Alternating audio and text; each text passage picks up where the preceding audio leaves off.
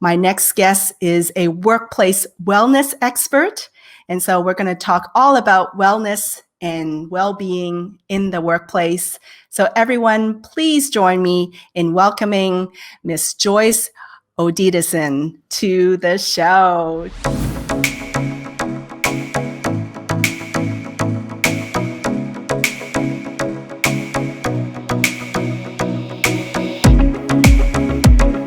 Joyce, how are you? Hi, Fanny. I'm great. How are you? I'm great. Thank you for joining me today. My pleasure. I love being here and I love your show. It's just such an energy to it. I love it. Oh, thank you. Thank you. So tell me a little bit about yourself. How did you get into this space of workplace wellness? This is a very interesting question because I had started out as a conflict analyst working with Mm. individuals who are in conflict. And I started off, would you believe, doing divorce mediation. Ah, Through that process, I nothing realized, says conflict like a I know, divorce. and through Yeah, that process, I yeah. realized, you know what, I rather work with people where I can make a difference Mm, in their situation than to work with them after the fact. Because yeah, most of the individuals I was working with, they were learning how to treat each other well after their yeah. divorce. Not that that is a bad thing, because Right. some of them still had to co-parent, so that was Yeah, good. But I found that I had greater satisfaction working with them when they're still fighting, or they're still upset with each other, or they still want to build something. I'm a builder. I think mm. my core, at the Ooh, hold core. on, Joyce. The audience says they're having trouble hearing you. So let's Oh, just make sure that. Do you want to see if about turning up your volume? my volume is high. Yes, let's So try that. let me do this and see what happens. Okay. Okay, so let's hear. Is this clear for everyone? Let us know in the comments if you can hear Joyce. I think we hear an echo now from me. But can you hear me? I hear you perfectly, just with the echo.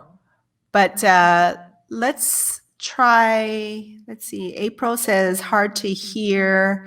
So let's fix this real quick. Are you able to turn up the volume on your computer, the mic? Actually, if you go to camera mic at the bottom of the screen, just click on that and just select audio and just make sure the mic is selected, the one that you want to speak into. Thank you, everybody. Uh-huh. There. How is that? If you How can is say that? something, Joyce. So can everyone hear better now? It's certainly louder for me. Okay, great. All right. Okay. Technology, right? Technology, yes. Nothing like a live show to like get you going, right? Absolutely, absolutely. But we want to fix it because we want to have a conversation and we want to be Yes, yes. interactive. Audio And is so important. so it is such an important aspect, because what is the purpose of me speaking if you can't hear me? Yes. So let us So, know. Can yes. you let us know whether you can hear Joyce better now? I Oh, have chosen the different mics. So does that work? Is it sounding better? not quite. A little bit, Sal says. Seems better, April says. Okay. All right. Awesome. Okay. All Because right. I hear you. I know it sounded fine, but So having it down, and so this let us is know the though. The difference. audience. Oh, it's fading. That's weird. Yes. Oh, okay. Demetrius says we're getting both yeses and nos. Okay, so do we have some people who can hear at all, or who can Yes. hear me Yes. consistently? Better now, she says. Okay, all right. Well, thank you all for your Better. feedback. Yay. We're getting Absolutely. some claps.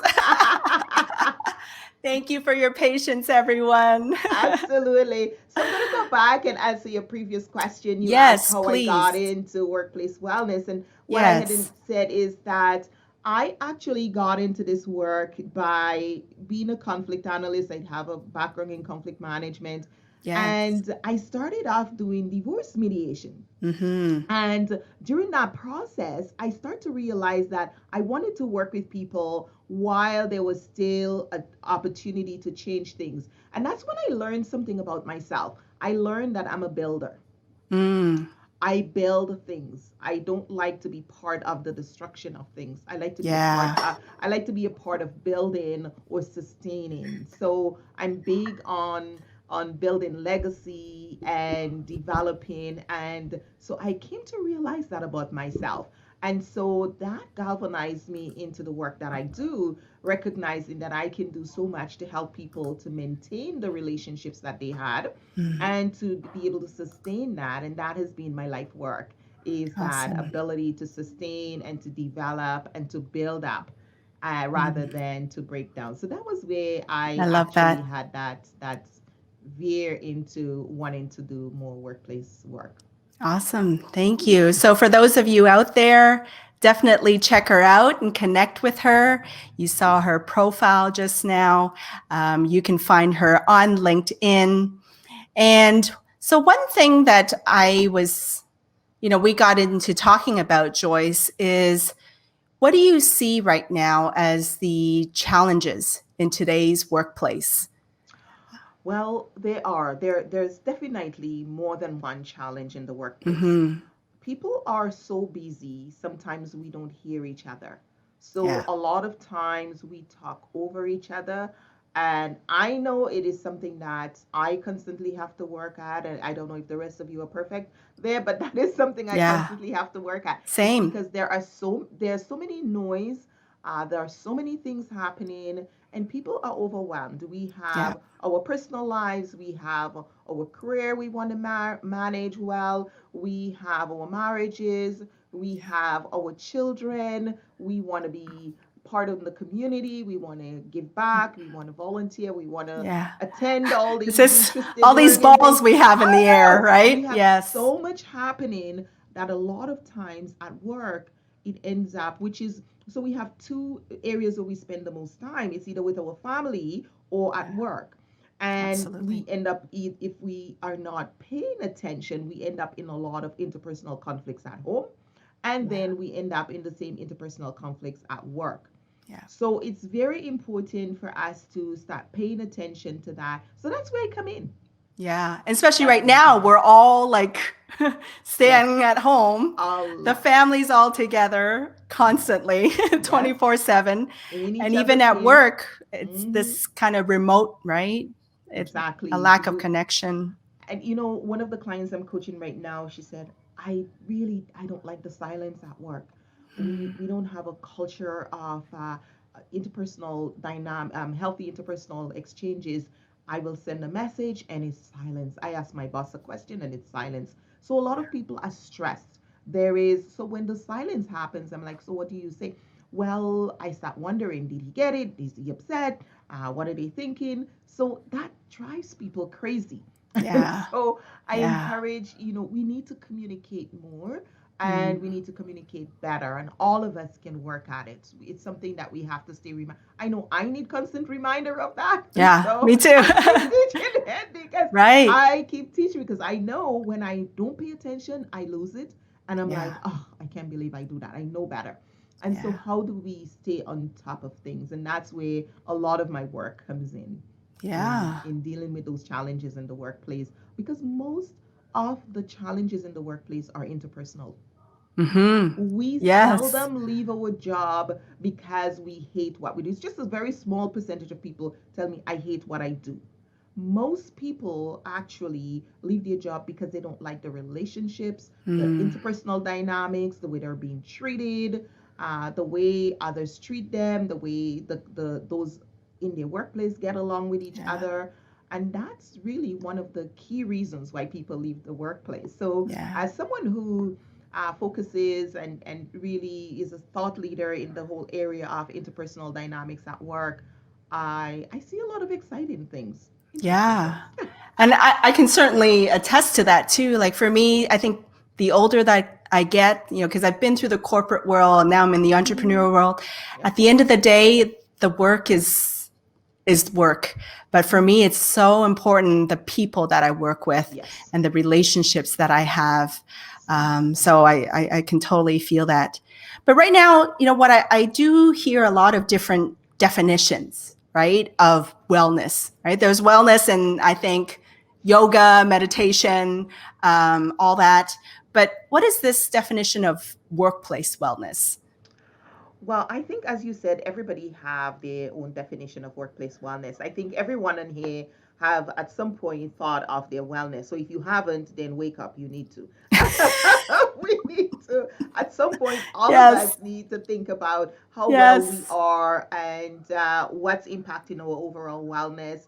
And what Yeah. I kept seeing when I was dealing with people with interpersonal conflicts is that they would show up with diabetes, they would show up with hypertension. They would show up with one gentleman had a heart attack in my office. Some were having young clients were having strokes in their late 30s and Wow. 40s. These are diseases that you should have when you're older. Yeah. And I was seeing a lot of that, and of course depression, mental health, and I started being curious, like what is going on? Why are people getting so sick? Right. And then it dawned on me. I started realizing it is the stress. And when we look at when neuroscience teaches us that there are so many elements of wellness, but one of the most profound aspects of how well you are is your relationships. And we are relatable, we are relational. Humans are social beings. We're Absolutely. designed to be relatable, to be in relationships, to have interactions, to live in networks of relationships, work. That's why most people are having problems with isolation with COVID Yeah. 19, working from home, being virtual. Yeah. They're struggling with the isolation Feeling because alone. exactly. We're not designed to be alone. We're designed to be in community and in networks. And when we lose that, we mourn it. And there is a psychological and emotional adjustment that we have to make. And that can be very, very hard on us. That's why we're recognizing mental health and emotional wellness is one of the most primary uh, left over of COVID 19. I think that's where we're going to have the biggest impact is our emotional and mental health. Yeah. And then financial, Yeah. but financial can be replaced. Our mental health most times is harder to replenish that. So Absolutely. we're definitely going to see some challenges from the isolation. Health is number one at the end of the day. The mental health Absolutely. and the physical, right? Absolutely, Yeah. absolutely. So one of the things I did was to try. I was searching for a way to bring that to my clients' awareness. Because imagine people were. I was working with employees who were not thinking. I mean, these people are busy. They're CEOs. They're leaders. They come to me for conflict resolution. They don't want to hear anything about wellness. That is not. But when they Yeah. started telling me in their sessions, in their mediation or in their coaching sessions, as I coach them through, changing their behavior, or they're stuck and we're exploring what's happening, I started recognizing there are elements to their well-being that we needed to address in order for them to have the behavior change they needed to be successful, to get that promotion, Yeah. to improve the relationship with their bosses, to get along better with their spouses. And people would tell me all kinds of things when I am working with them through either pre-mediation coaching or working with them through a wellness mindset coaching process. They will tell me all kinds of things about their lives, what they eat, what they do. And I started paying attention, and this brought me to the work that I do around the wellness mindsets Yeah. techniques. Well, one of the things that really sparked my curiosity about you and your work is that you've kind of taken all these different components and put it into a framework, Mm-hmm. right? And actually, right before we get to that framework, I just wanted to recognize some of the comments that we're getting here. Chuck is saying, as far as like every day feels like Groundhog Day, right? that movie, it's so true. Even my kids were saying that. We saw that at the beginning of the pandemic. It does feel like Groundhog Day. Every day just repeats. And we also have Mary Havner saying, this is so on point. We're all trying so hard to be, in a way, kind of professional remote robots. Oh my gosh, what a description, Mary. You're Good so one. right. And we are missing those interpersonal relationships for sure. Yeah. And to your point, like, we're not meant to be alone. We're not meant to be in isolation. But I do want to get to this framework that you have, which I think is I love how it like pieces everything together. And I'm just going to add that to the stream here. So, Joyce, tell us a bit about how you came to this framework and how you came to put this together in your research and your work.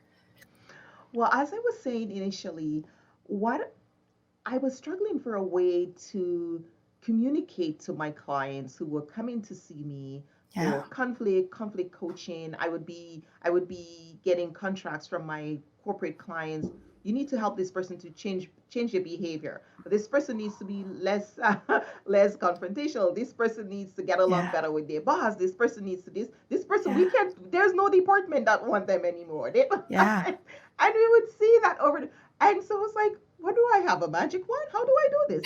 And I started looking at ways because, as I said earlier, I'm a builder. I don't believe in doing things half-heartedly. I wanted to do something that was meaningful, and I wanted my clients to have amazing results. And that is what I got from designing this model. Actually, first when I started, I had little boxes. I had the circle in the middle and little boxes here and arrows connecting them. And my daughter was just turning teenage now. She's in her 30s. And she said, she looked one day and she said, Mom, I think if you get a graphic designer to help you, that might actually look good. You know how they get sarcastic when they get to that age? Yes. That's when they feel like they know more than their parents, right? It's like, that might actually look good, Mom, if you got a graphic designer. I was like, oh, that's a good idea. Yep. And her friend was a graphic designer, and she said, look, talk to my friend. I'm sure he can help you. And it's like, I mean, they all grew up together. And he said, Mrs. Odidison, if you cook me some of those good food, I will draw it out for you. I was like, okay. So this model came out of an exchange for food. Exactly. It was so funny. And so I had it all laid out, and then he said, okay, well, let's put it together, put your design together, and this is what it evolved into. But essentially what it is walk us through it. 9 dimensions of wellness. And it's a way for me to quickly show my clients what I understand by well-being. And I call it the Wellness Improvement System model because it is a framework from which you look at how well you're doing now by benchmarking your wellness and then identifying how well you want to be in the future. And in this process, we've developed 8 levels of wellness where they can go, and we'll talk a little bit more about that. But let me go through the different dimensions please for the audience. So if you notice, it starts with the spiritual wellness on the left, and there is a story. It is so funny. Here I am, I'm looking at this, and we put it together, and I said, well, I work in corporate. I cannot go there and tell them about spiritual wellness. We need to take this and put it somewhere in the bottom at the back where nobody sees it. And we've tried all arrangement to move spiritual from where it is, but it stayed. At the end, this was the only way it worked, and so that's the way it is. But in the spiritual wellness dimension, we look at things like self-esteem. We look at things like personal style. This is what you measure with your disc and your friendly style profile and your true colors. It is what my favorite, Strength Finder. Do you like Strength Finder? Strength Finder, exactly. We're looking at our personal style. This is where that is. In that spiritual realm of our life, that is the unseen, the untouched. Those are the unseen areas. When you hire an employee, they come with a spiritual element. You can't see that. You can only feel and experience it. Yeah. And that's what spirit is.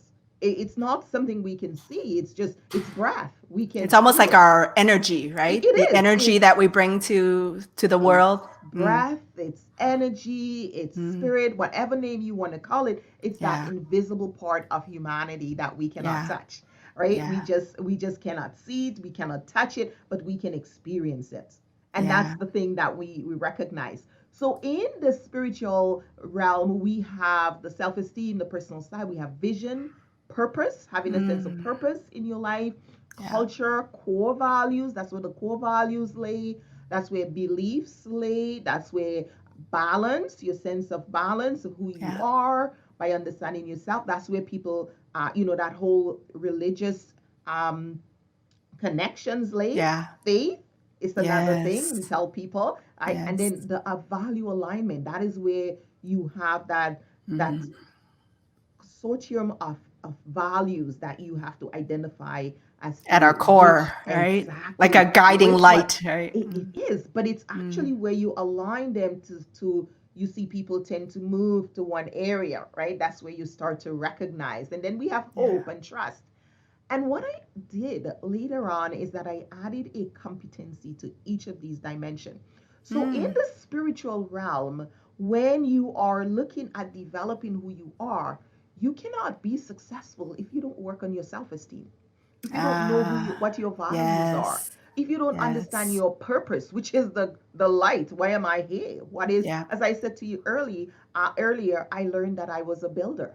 So my Mm. purpose in life is to build things. Mm. So I build programs, I build people, I develop people. When someone works with me, their life will forever be changed. That's my Mm. gift.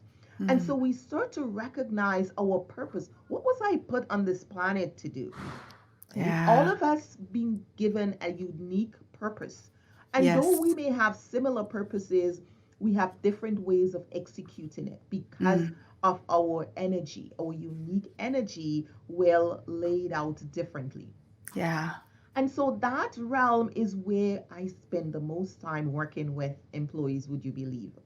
Because most people have Mm. never spent time looking and working on their self-esteem, understanding their values. They may have done some, Myers-Briggs or something at Yeah. one point at work, but do they even remember what it was, and Mm. how does it relate to their day-to-day choices? And so what I do is help them to bring that back together and align spiritually, because that's from the place where they now are in tune with their purpose, and that everything else rolls out from It's there. almost like their core and like the center of them, Exactly. right? Oh, Exactly. But I most love people that. spend their time working just on their purpose and Mm. not realizing that all the other elements there are so valuable.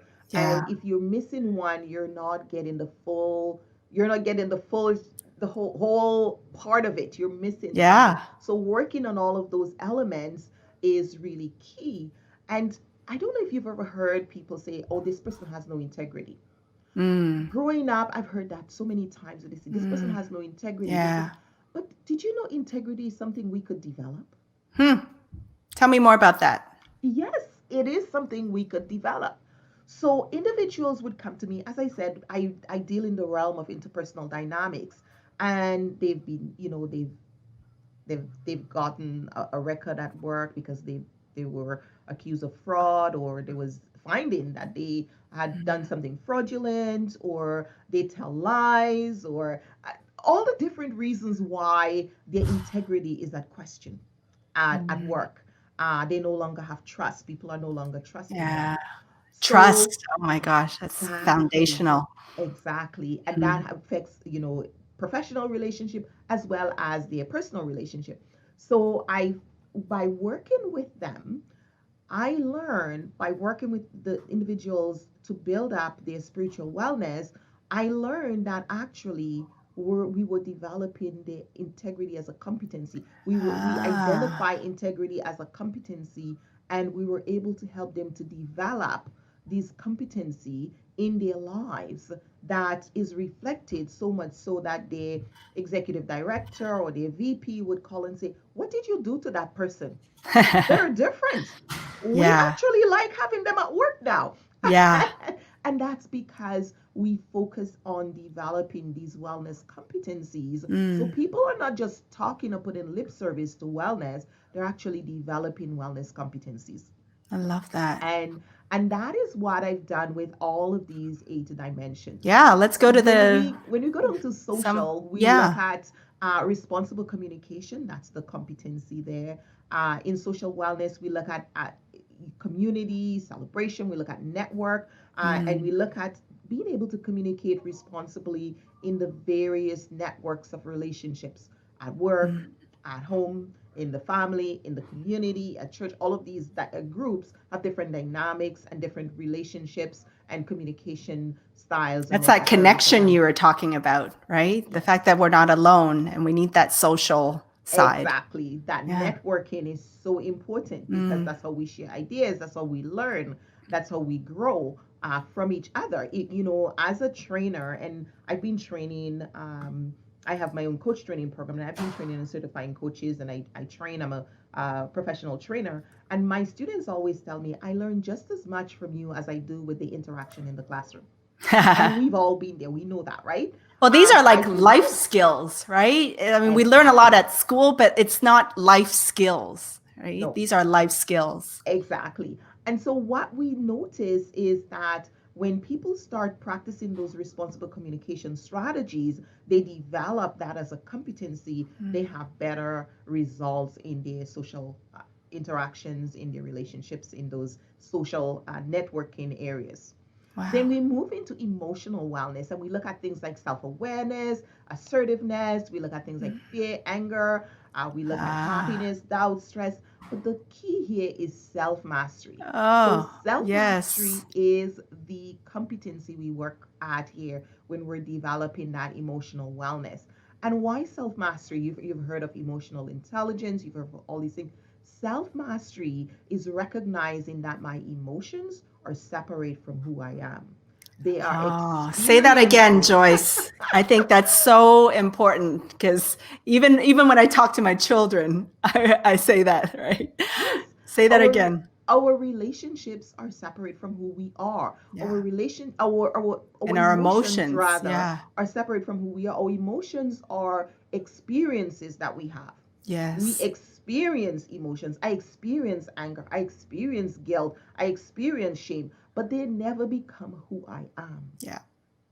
And No. but we've been socialized to think that I am angry, so because I'm angry, I can behave bad and I can do. No, I'm Yeah. still Joyce. The fact that I'm angry is a responsibility for me to behave better. And so recognizing that I misbehave and being embarrassed is practicing responsible communication. Might go back and say, you know what? I'm very sorry.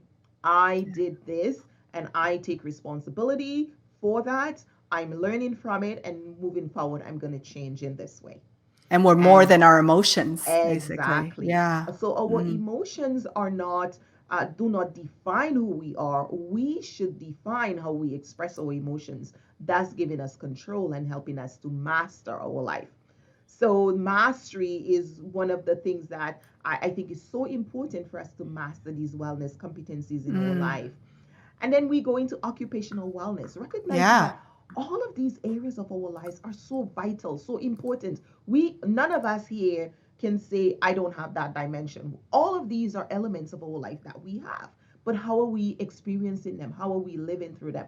Occupational wellness, all of us have a job, we have a way, we earn an income, and the things we contribute to. So, what is the competency here for occupational wellness? It is engagement. And what does that Ah. mean? It is engaging. In order for one to engage, they have to like, care, and commit. You've never heard of anyone say, oh, I met Joe down the road and he's now my fiance. That doesn't happen, except you're really weird. Normally, you would have dated Joe, you would have had a relationship with Joe, you would have liked Joe, and you would be in love with Joe and want to commit to Joe before you engage, right? Oh, I love And that. and Like, care, commit. and Yes. then engage. Yes. So when employers say, "Oh, we need you to teach an employee engagement," people are not engaged at work. I'm like, are they happy at work? Do they feel liked at work? Do they feel that the work they're doing is, or the organization is committed to their well-being? Then maybe that's why they're not engaged, Yeah. right? So we need to rethink some of those things and share responsibility for change. So often I say to the organization, well, here are some things that you can do in addition to the workshop. Because Mm, I will be teaching them my aspect on how they can be their part on how they can be engaged, but you yeah. need to commit to do your part because it is something that nobody is engaged to themselves. We engage to each other. So in order for them to engage the employee to the workplace, Yes. they need to have a commitment, a likability. They need to have that feeling of saying, "Oh, I'm committed," or "My boss is committed to my well-being, so therefore I'm engaged in my work." It, Yeah. it just doesn't happen randomly. Otherwise, to Mary's point earlier, we're just robots, right? Exactly, We're exactly. just doing without the engagement. Yeah. Exactly. And so Mm, we really want to enhance those pieces. Then we go over to intellectual wellness, and it's so interesting, this aspect of it, because mhm. I would have people with their PhD degrees saying to me in my office, I feel really stupid. I feel just absolutely dumb because they're having challenges with their colleagues. People are not talking. So whenever we're struggling, and especially financial, occupational wellness or financial wellness or any other area in our life, we start to doubt our intelligence. Have you ever had something happen to you, or somebody lied to you, or somebody Yes. done something to you? What do you start thinking? I must be really stupid. Something Yes. must be wrong with Yeah. me, right? We start to That doubt doubt our always creeps in. we start Yes. to doubt our intelligence, right? So intellectual wellness is where we build up. This is about capacity building. This is about Mm, education. This is about learning. This is about accountability. Because that's another one that comes up very often. People say to me, oh, we have lack of accountability at work, because most of my work is done corporately with professionals. We have lack, they'll say to me, there's no accountability in my workplace. My boss isn't accountable. My team isn't accountable. And I say, well, are they filled up? Because if you're empty, how can you be accountable? uh, You're fearful. yes. You're in a place of fear and anxiety. You cannot speak up. You don't have a voice. But when you are full, when you develop your capacity, when you're learning, and you're experiencing things, and you're making good decision, and you're thinking critically, then you can be accountable. If those Mm, things are missing, it's a little bit difficult to be accountable. And yeah. so we look at things like accountability, reliability, education, experience, and all of those pieces in that. And so we look at the capacity building. What books are you reading? What webinars Mm, are you attending? What workshops are you taking? What courses are you taking? What are you yeah. learning? What do you need to learn in the next year? What is your learning plan for the next 6 months, for the next 1 year? What Mm, do you need to develop into? And that's the whole area of capacity building. And you I see love people that. come from not ever reading a Yeah. book to wanting to read 6 books. And I was like, Yeah. yes, recognizing how important it is to feed ourselves.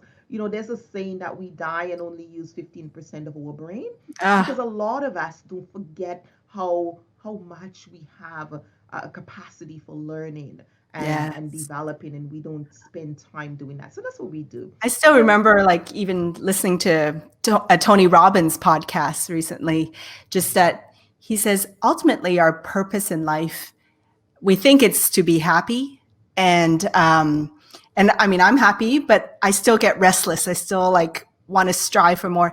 And he exactly. put it in the point of our purpose is not so much to be happy, but it's for growth, like Exactly. continual growth, right? Continual learning. And when he said that, it like totally resonated with me. And now Mhm. you're bringing it up too, like that, the fact that if we don't grow, we might as If well you be don't dead, grow, you're dying. You're either growing or right? you're Yeah. dying. And being able to continually grow and to measure how well you're doing in that area and recognize there's so much left to Yeah. grow. And then we go into financial wellness. Oh, And this and is actually, one, really quick, Joyce, we have a good question from the okay, audience yes. around that area. What are ways to hold yourself accountable? Ooh, thank you, Oh, Jason. we could Jason go into Hopper. that question. We could spend an hour just on that. Okay, There are we'll do many quick ways. three tips.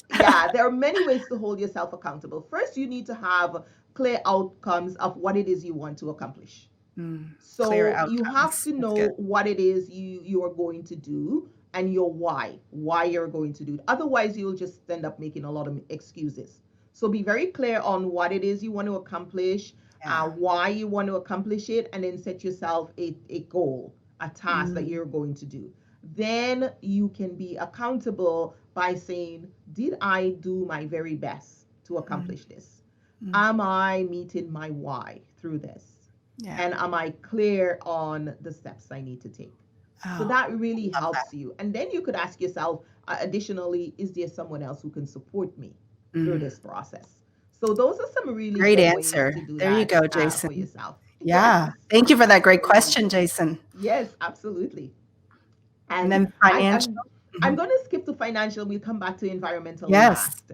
Financial wellness is, most people when they think of financial wellness, they think, oh, I mean, Joyce, you want me to go to a financial planner? I said, yes, I want you to go there too. But first, I want to develop the foundation.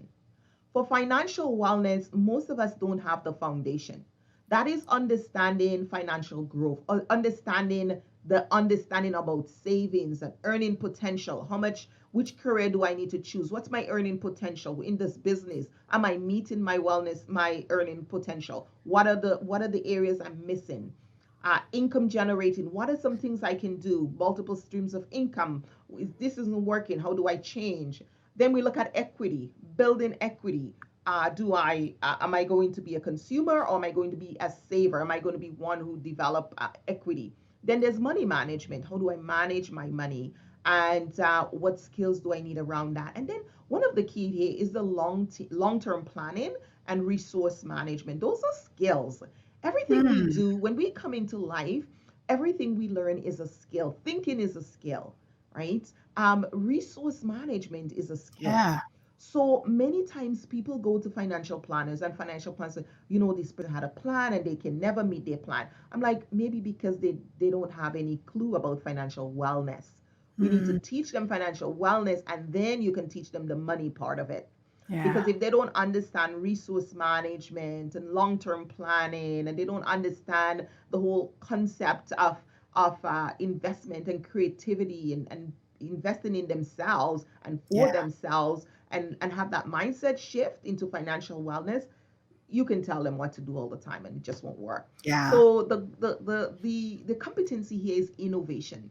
And when we talk about innovation, is the creativity, the new way of thinking, the new way of looking at our life and new ideas to bring into what we do. So that's the competency we're striving to develop in financial wellness.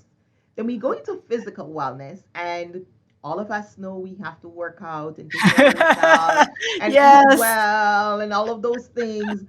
There's But been a little snack. There's been quite a bit of snacking in this household during which COVID. household hasn't had that problem, right?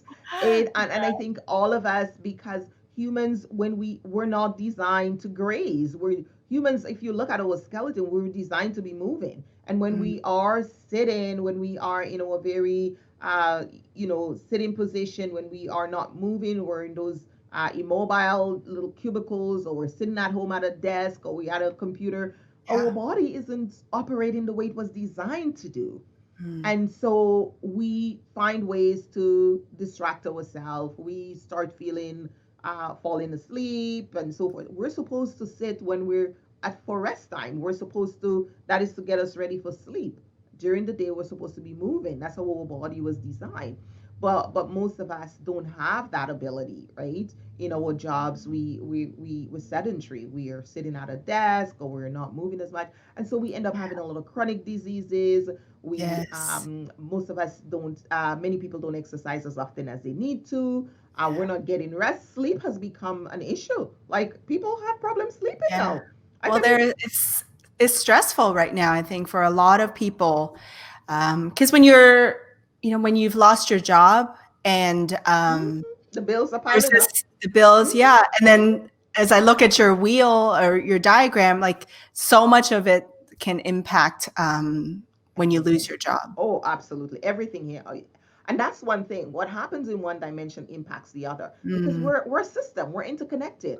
We cannot take one of these dimensions and say, I'm going to yeah, live with all the other dimensions except that one. You just won't be living. You just yeah, We have them. They're all part elements of us. So when all of these things happen, some people go into depression, they don't do the self-care, so many things. Yeah. And so if you're having spiritual issues, or if you're low self-esteem and you don't have vision and purpose, you end up, sitting on the couch watching TV, physically Hmm. slouching, and it ends Yeah. up. So, these there's such interconnectedness in these. And so we talk about vibrancy. Vibrancy is the competency we want to build. Oh, I love that And word. with vibrancy, we think of movement because that's what we're designed to do. And Mm. so I've always had a vibrant personality. I Yes. even it's You always been radiate it, positivity, Joyce. it's just my nature. I'm the type of my kids and my husband, they're like, oh, we know when she's awake. From my eyes open, I can wake up at 4 a.m. From my eyes open, I'm awake. I don't need coffee. I don't need anything. I just wake up.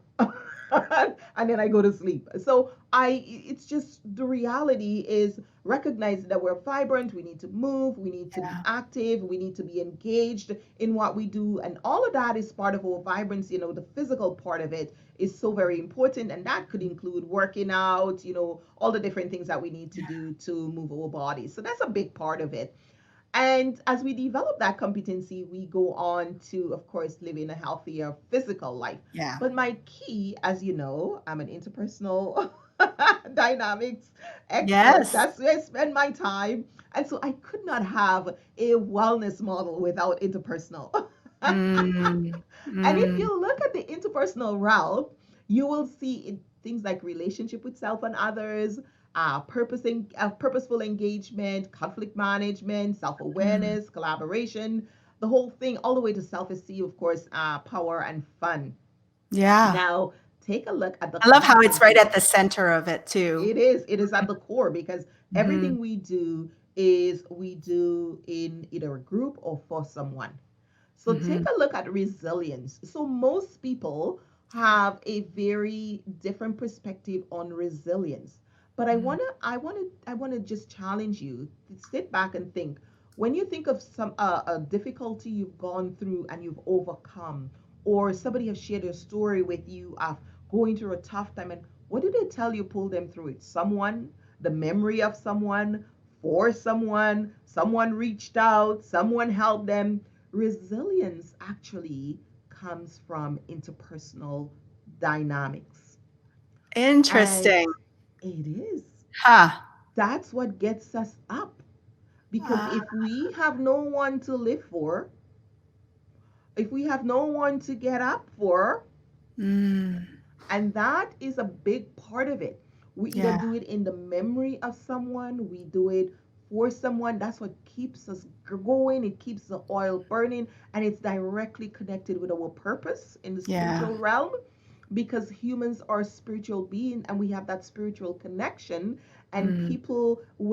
people's spiritual connection will be what gives you that resilience, that connect with yours and give you meaning and purpose and help you Yes. to move on. So it's just fundamentally clear to me how they align. And so I spend a lot of time teaching people. And one of the nice part about this is that I was able to develop an assessment around it. Yeah. And each of these dimensions is broken down into an assessment that allows my clients to assess how well they're doing in each of these Mm. dimensions. And then based on that, we get a score of where they are, and then we can do their profile. Yes. And actually, before we get to that, I wanted to just Mhm. pull up some of the comments we're getting from the audience. Jason Hopper loved that vibrant one comment as well. I know it's so rare that we use that word, I think, and yet it as soon as we hear it, we feel it and know it, I know. right? It's a Yeah. connection, right? Yeah, Chuck says, great conversation. He had to go. Thanks for tuning in, Chuck. Patrick had a question, or great topic in a crucial season. Yes, indeed, Patrick. But Patrick had this question about in this season of remote work, how do we instill workplace wellness? Aha, that's a good question. Great question, Patrick. So, one of the things about workplace wellness, and when I go into the workplace, I always consider myself I'm bringing humanity back into the workplace. Yes. And part of workplace wellness is coming to work prepared to connect with others as humans. Mm, And if we're not doing well, we're not able to do so.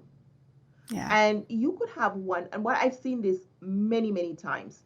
You have a team of 10 or a team of 50, and you have one miserable person with poor interpersonal skills, and they make everybody at work miserable. Yes. Yes. I've been there. Yes. And it's over. I've been in those situations so many times. And so when we talk about workplace wellness, we want to have an environment where it's safe to be. And I've spent a lot of years teaching, diversity, respectful workplace. And so I want to go into the environmental wellness dimension, which is the one I left for last. And this Yes. is where respectful workplace comes in. Because in environmental wellness, we look at things like health, healthy living environment, caring, social responsibility, dignity, diversity, acceptance, tolerance, Yeah. honor, personal impact, and respect. And that comes from the competency we develop here is interdependence. And this is Yeah. because we are And that's interdependent at spread work. into our whole world right now, right? Like it's Exactly. not even just the workplace, this kind of diversity, interdependence, it's in our cities. Our world. We need Yeah. each other and we're very interconnected and interdependent on each other.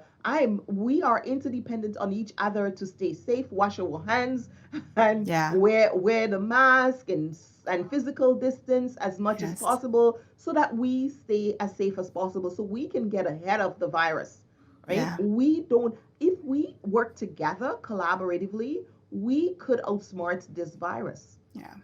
But Yeah. when we are not recognizing the power of our interdependence, Yes. we lose the battle, Yeah. right? Because we're fighting against each other rather than working together. And Yeah. interdependence breeds collaboration. So when we understand our interdependence, and one of the key factor in organizational workplace wellness is interdependence.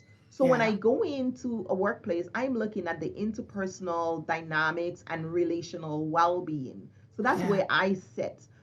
When I go in and they have yoga and meditation, they've got a gym, but the boss and coworkers aren't working. People are mad at each other. They're not talking to each other. There is no communication. That's not a healthy workplace Yeah. because the stress level and the chronic diseases that are developed from that is just as bad as not going to the gym, not working out, not meditating.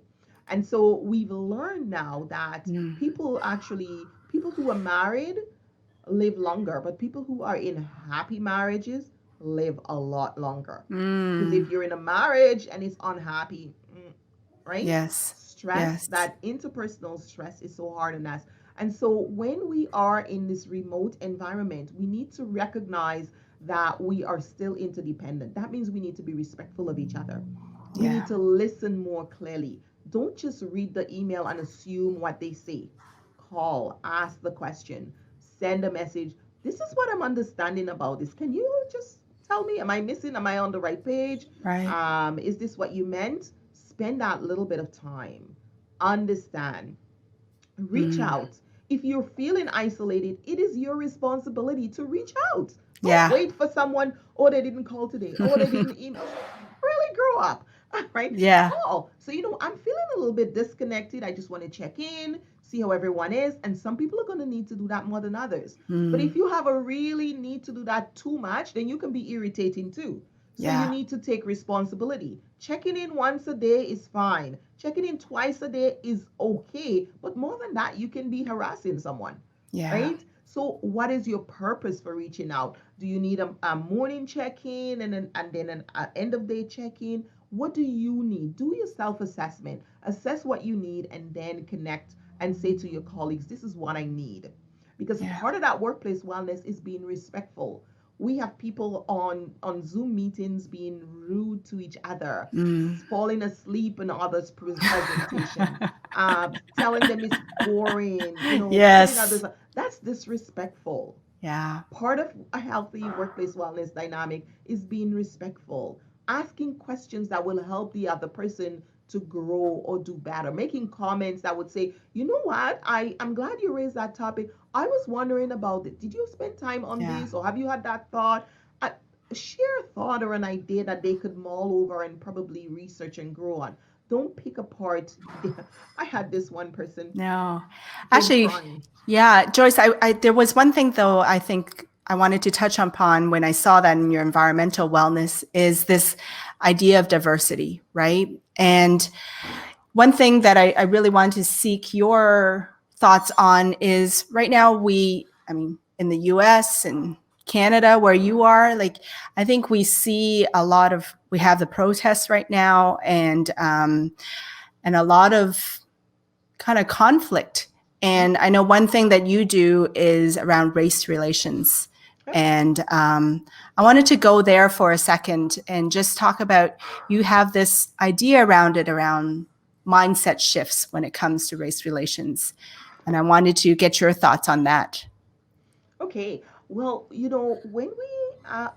when we're working with individuals in the workplace who are harassing, racist, bullying, what I've come to realize, we can just say to them, "Stop that! You need to behave yourself. Stop being racist. Stop being harassing. Stop being." They don't know how, so we need to go through a process to help them to change. Change doesn't happen overnight.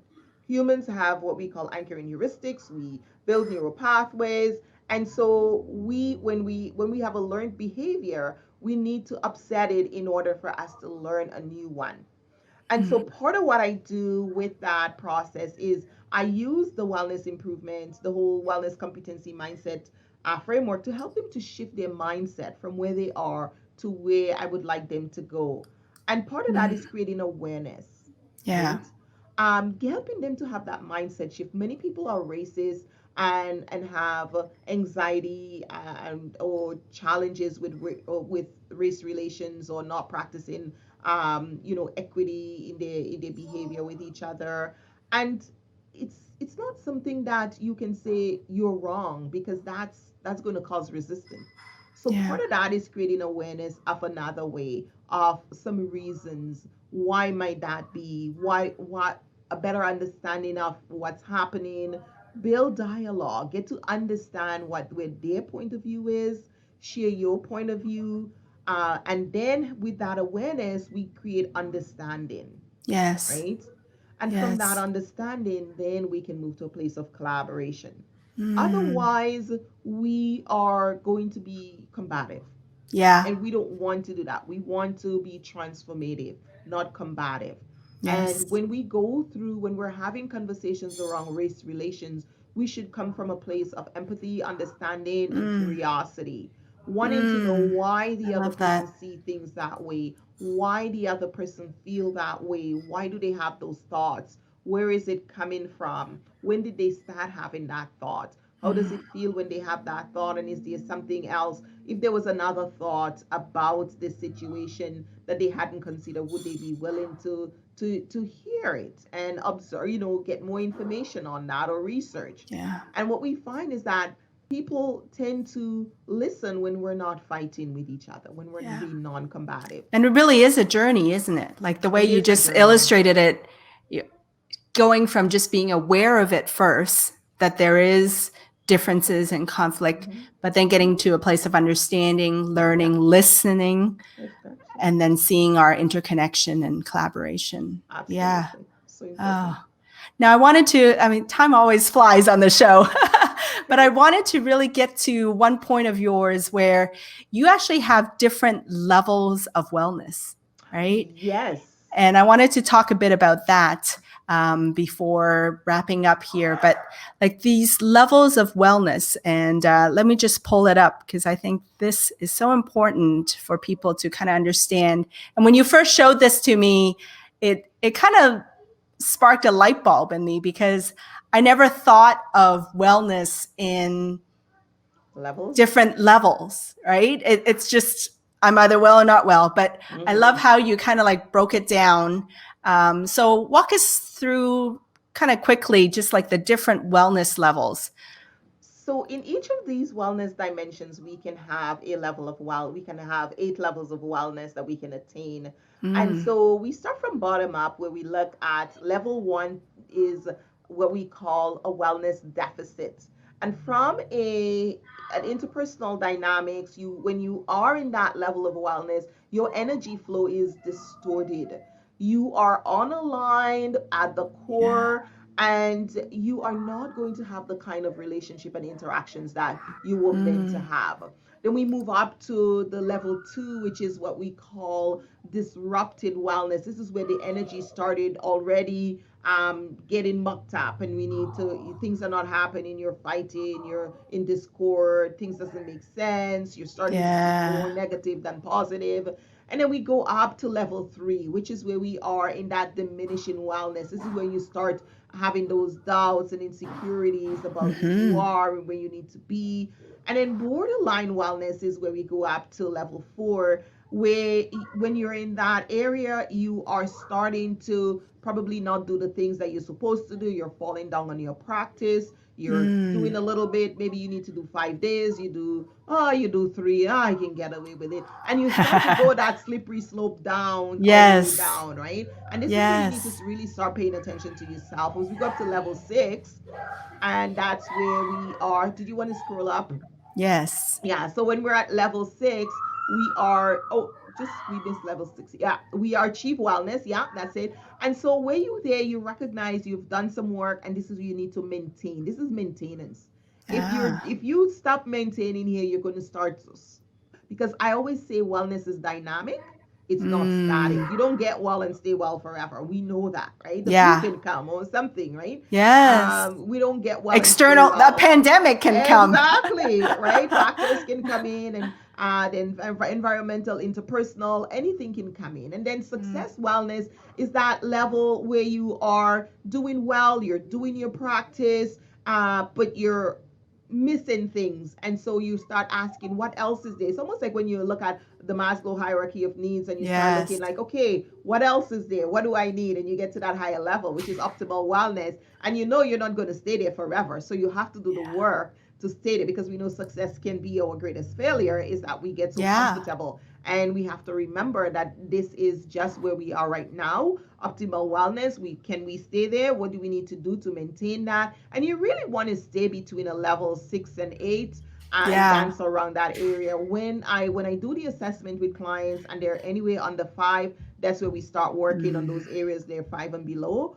7 and above, you have a maintenance plan. You might be able to up it a bit, and jig things around, and manage it differently. But a 5 and below, we know it's a red flag. You And that's definitely need probably a some great support. way to kind of like see where you're at now and then have Yes, a goal to strive for, right? yes, We have a direction and a exactly. road ahead, a journey to the end.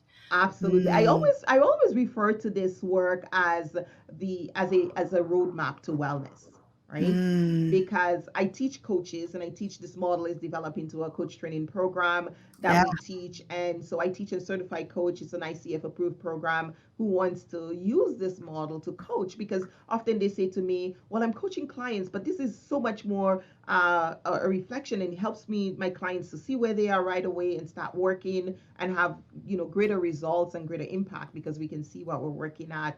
So that's, and I think And I Joyce, had. we actually had a great question from the audience, Sure. from Sanchit. He says, how to let go of the past, success earlier in life versus struggles today. So maybe you were at a higher level of wellness before and you've hit a snag, and now you're at a lower level of wellness. How to make yourself not keep on trying to go back. Hmm. I think it's mindset. I think, Mm. where Sanchez, when you look at this is going to be a wellness mindset, recognizing that you're not going to be at optimal wellness all the time. So when you're there, you need to enjoy it. You need to maintain your practice, and you're going to set some goals for yourself, and set some structures around what you need to maintain that flow, because it's going to ebb and flow. And you want it Mm. between that 7 and 6, 7, 8. And if you can get the right structures in place, then you're going to have the support to help you to stay with the Yeah. ebb and flow. But if you don't have the structures and you're doing it alone, it can be very overwhelming. Sometimes we need a different perspective, and this is the coach Yeah. in me saying, we need a Yeah. different perspective. We need somebody to say, is this true? Is this Yes. really where you are right now? And if so, where would you like to be? and what's in the way of you being there? Because those are Yeah. very important questions that sometimes when we ask them ourselves, we're biased, right? Yeah. When we get it from someone else, someone we trust, then we can be at a place where we can, partner with them to move us from where we are to where we want to go. Many people, when we hit that middle age, we struggle with our wellness. Yeah. It is, I always say, Yeah. if you go through your 50s and 60s healthy, then you've made it. And I find Most there's like different phases too, right? I had Yes. my corporate phase, I had my stay-at-home mother phase, and Mm-hmm. now I have my entrepreneurial phase, Yes. and each had its own dynamics and And ups and downs. impacts on your wellness. Yes. Yes. And so you Yes. have to recognize, yeah, the changes environmentally, your job, right? You lose a job, we're going through a pandemic, there's financial issues. How are you going to maintain wellness even then? Right? It's so hard to just give up and say, I meet people who say, I used to be buff, I used to go to the gym, I used Yeah. to work out, I used to weigh 190 pounds, and I used to be so muscular. And I was like, okay, so take a picture of yourself and Yeah. remember it. But where are you now, and what is Yeah. optimal wellness for you at this point in your life? And that's why I And think at the end of the day, that's why I love this model is that we are so much more than just one part, oh right? Like we're all these things. Like yes, each one of those impacts us. If one is off balance, then it it affects the other. affects everything, right? Mm-hmm, Yeah. mm-hmm. And if you Yeah. start working on one, it also affects the other, because that's that interconnectedness, right? When clients come in and they say, well, Joyce, where do I start working? Wherever you choose to. And if you Yeah. choose to start working intellectually, you are going to start seeing things differently. If you start anyway, clients work anyway. And so we make it very Yeah. open so the clients can start working on any dimension they choose to, and they start seeing results, and they tell you everything starts looking up. So it really, it it's a all fun it place to all fits start. together, It right? does. It does. It does. Oh, It really Joyce, does. it's such a pleasure with talking to you, and I can literally keep on going, but just in the conscious of time, like, Yes. and everyone is saying thank you, Joyce. She's learning so much, and Yolanda. But please connect with Joyce, everyone. Great discussion, and yeah, awesome. One last question from Jim. He says, aren't emotional vibrancy, mental vibrancy, and physical vibrancy all interrelated? Of course, all of these Yeah. dimensions are interrelated. Absolutely. You can be vibrant intellectually, socially, but in that physical realm, we're looking at, if you're physically vibrant, it's going to impact you in every other dimension. And it's going to increase your vibrancy there. You're very correct. Every one Awesome. of these dimensions are interconnected. And each of those competencies and areas are going to impact the other. Yes. Yes. Another question from Brian. Hey, Brian, glad you can tune in. He says, you mentioned you're teaching coaches to incorporate this wellness model, but how do you draw the line between coaching and psychological support? Oh, Well, yeah. coaching, as we know, because I use the in ICF core competencies, coaching is very different from it is a psychosocial process. But if you're looking at psychological support, where one needs to work with a therapist, they're not functional. Where coaching Yeah. works with functional people. As a coach, we look at people who are able to make decisions, make judgments. If you are at a place where you're some sort of trauma or distress where you're not able to do that, then you do need to go get help with a therapist, and then you can come back to coaching to set goals of where you want to be in your wellness markers and work with a coach to go there. So that's how we Absolutely. differentiate it. Yeah. Thank you, Brian. And so, Ashley, if you've been noticing along the bottom, if you ask a question, you're going to be entered into a draw to win a spot on Joyce's Mastery Coaching Program. And I'm going to start writing those names down. But in the meantime, Joyce, I would love for you to maybe just wrap things up with, you're having a global workplace wellness summit. Yes, So yes, maybe yes. just give a quick summary about that while I tally up the people that had Okay. questions. All right. So we have the Global Workplace Wellness Summit is our signature event that we run every year. And usually it happens in San Mateo, California every November. And this year, because of the pandemic, we're going virtual. So we're more accessible, very much more, very affordable.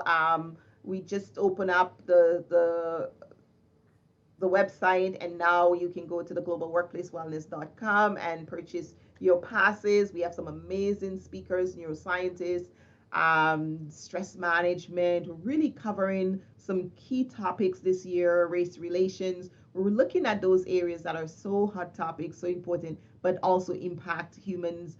Relational. We're going to focus a lot on wellness competencies, and wellness mindset is going to be the key focus of the summit this year. And we're going to have about 30 speakers, and 3 full days of summit and a pre-summit day where we're doing some roundtables. So very Oh, exciting, it Joyce, is. and we're Yes, looking forward to that. absolutely.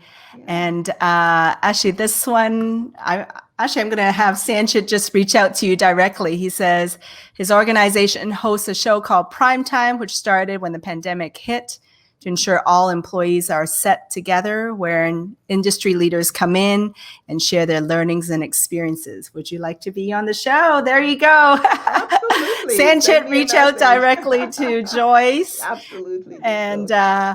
so, Joyce, we've had 5 people that asked questions, multiple questions. And so I want you to pick a number between 1 to 5. And whatever number you pick will be the winner of will win a spot on your mastery coaching program. A number between 1 to 5. I picked number 3. 3 is Jim Ramsbottom. There you go. Good friend of mine. He's a writer, amazing copywriter. So Looking there you forward to go. receiving your message. Absolutely. Yes, absolutely. All right. So as I like to do at the end of every show, Joyce, is I think at the end of the day, it's all about practicing gratitude. And we have all these things striving and growing and learning, and our brains kind of like go in 1,001 directions. But at the end of the day, what are you grateful for? Oh, heavens. I am very grateful for my family. I'm very, very grateful for the work that I get to do, the impact I get to have on people's lives, and to talk to people, and the transformation that I've been so fortunate to witness and to be. I consider myself a witness to them, because people transform based on their own convictions. So I love being able to do that. I'm so, so grateful that I've been chosen to do this work. And that is what I'm grateful for. Yes. To build. Yes.